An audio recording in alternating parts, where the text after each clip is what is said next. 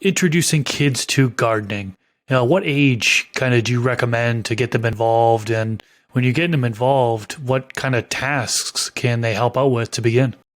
Amazing question. Amazing question.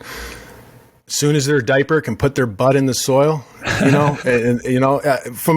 don't even have to be crawling yet.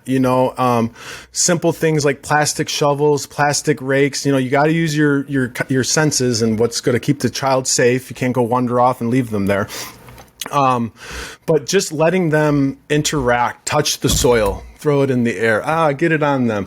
Seeing the bugs, just the visuals alone will keep them occupied. And then as they get older, you can start introducing responsibilities, like, hey, can you dig the hole?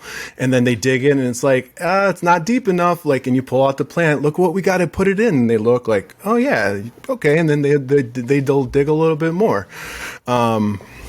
But yeah, just to keep it simple.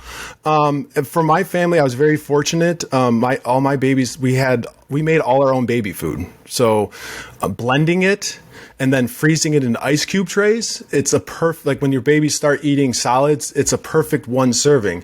And then as they get a little older, you can give them 2 servings. And so you harvest your carrots, you blend them up, make a puree, freeze them, bag them, and your babies will never have to have jarred food. And so when do they start? If you want them not to be picky, when they can first start eating solids, introduce it. And then when you're outside, be really like expressive, like, whoa, look what we grew. Like, oh, it's so good. Because if you just give them that broccoli, they're going to be like, ew. But if you're like, oh my gosh, we grew this. Holy cow, try this. And then they're like, yeah, dad's right.